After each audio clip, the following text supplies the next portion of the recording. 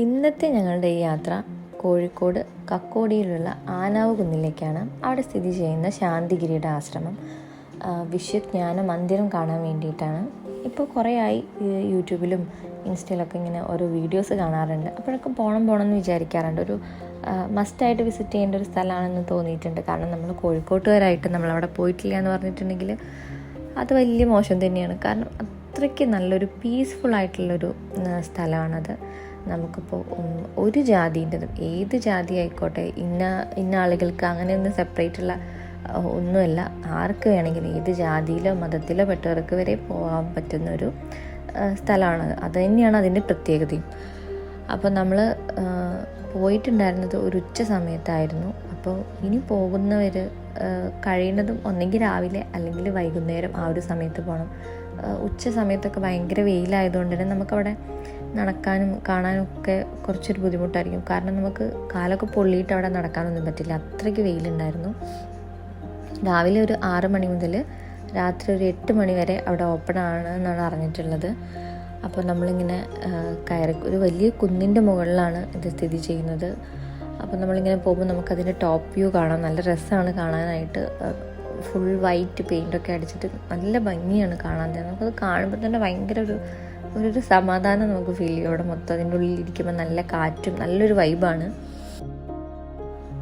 14,000 ചതുരശ്ര അടി വിസ്തൃതിയിലും 72 അടി ഉയരത്തിലും ആയിട്ട് 3 നിലകളിലായാണ് ഈ മന്ദിരം. അതിൽ 36 ദളങ്ങളും 34 ശില്പ തൂണുകളും കൂടിയിട്ട് ഒരു താമരയുടെ ആകൃതിയിലാണ് ഈ പ്രാർത്ഥനാ ഹാൾ പണിതിരിക്കുന്നത്.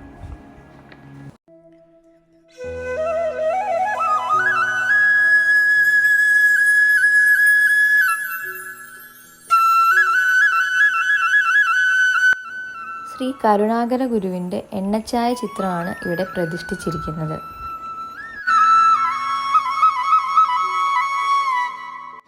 നമ്മൾ കഴിയുന്നതും ഒരു വൈകുന്നേര സമയത്ത് ഇവിടേക്ക് പോകുന്നതായിരിക്കും നല്ലത്.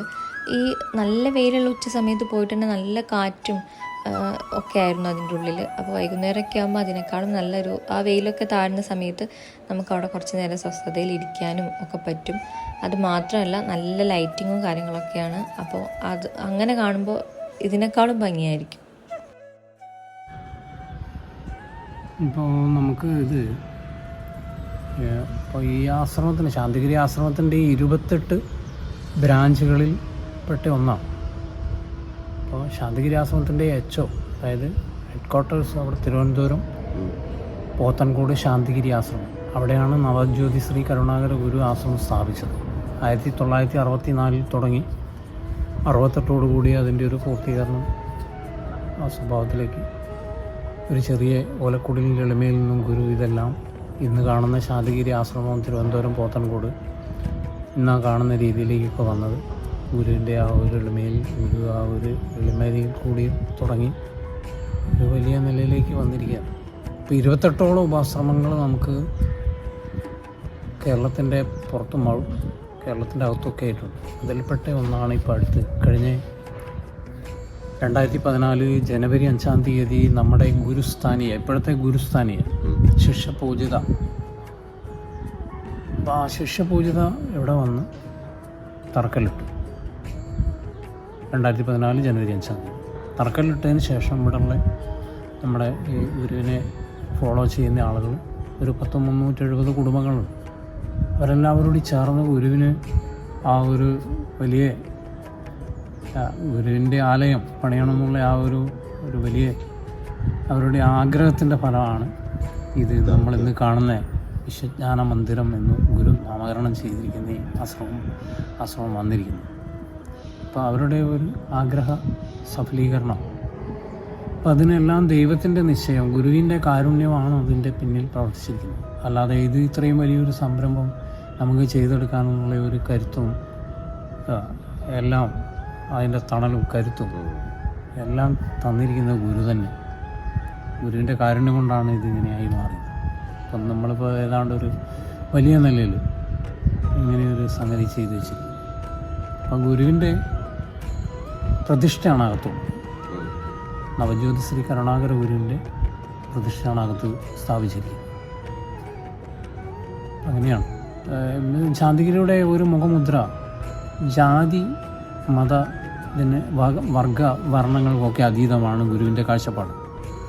അതിന് നമ്മൾ ഈ സെക്കുലറിസത്തിൻ്റെ ഒരു ഇതാണ്, അതായത് മതാതീത ആത്മീയതയാണ് ശാന്തിഗിരിൻ്റെ മുഖമുദ്ര.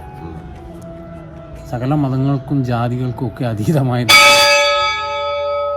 പരമമായിരിക്കുന്ന ഒരു സത്യത്തിനെ പറ്റിയാണ് ഗുരു കാണിച്ചു തന്നിരിക്കുന്നത്. ഗുരു ലോകത്തിന് കാണിച്ചു തന്നതാണ്. കഴിഞ്ഞ 2023 ഏപ്രിൽ 9 ഇവിടെ ഗുരുവിൻ്റെ പ്രതിഷ്ഠ നടത്തിയിരിക്കുന്നത്. അത് കഴിഞ്ഞ് 2023 ഏപ്രിൽ 10 നമ്മുടെ ബഹുമാന്യ ഗവർണർ മുഹമ്മദ് ആരിഫ് ഖാൻ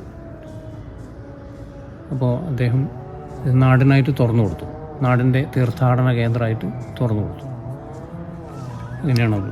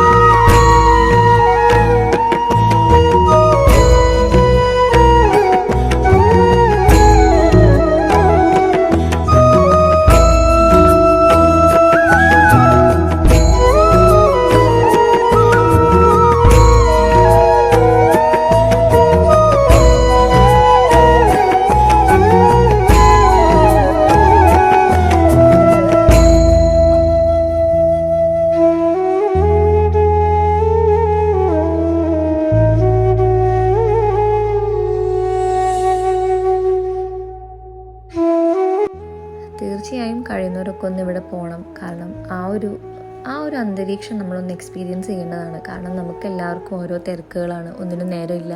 അതിനിടയിൽ ഒരുപാട് വിഷമങ്ങൾ, ഒരുപാട് പ്രയാസങ്ങളൊക്കെ ഉണ്ടാവും. നമ്മളിപ്പോൾ നമ്മുടെ പ്രയാസങ്ങളൊന്നും നമ്മൾ ഇവിടെ പോയതുകൊണ്ട് തീരുന്നല്ല. പക്ഷെ നമ്മൾ അവിടെ പോയി കുറച്ച് നേരം അതിനകത്തിരിക്കുമ്പോൾ നമുക്ക് ഉള്ളിൽ തോന്നുന്നൊരു സമാധാനമുണ്ട്. ഒരു ഭയങ്കര പീസ്ഫുള്ളായിട്ടുള്ളൊരു സ്ഥലമാണ്. എന്തായാലും കഴിയുന്നവരൊക്കെ പോകണം. അപ്പോൾ നമ്മൾ അവിടുന്ന് ഇറങ്ങിയപ്പോൾ അവിടെ താഴെ തന്നെ ഒരു പുഷ്പാഞ്ജലി കൗണ്ടർ ഉണ്ട്. അവിടെ നമുക്ക് അവിടുത്തെ വഴിപാടുകളും കാര്യങ്ങളൊക്കെ ഉണ്ട്. അപ്പോൾ പോവാത്തവരുണ്ടെങ്കിൽ എന്തായാലും കഴിയുന്നതും പോകാൻ നോക്കണം. അപ്പോൾ നമ്മുടെ വീഡിയോ ഇത്രയേ ഉള്ളൂ. വീഡിയോ ഇഷ്ടമായ ലൈക്ക് ചെയ്യാൻ മറക്കരുത്, സബ്സ്ക്രൈബ് ചെയ്യാത്തവരെന്തായാലും സബ്സ്ക്രൈബ് ചെയ്യണം. Thanks for watching.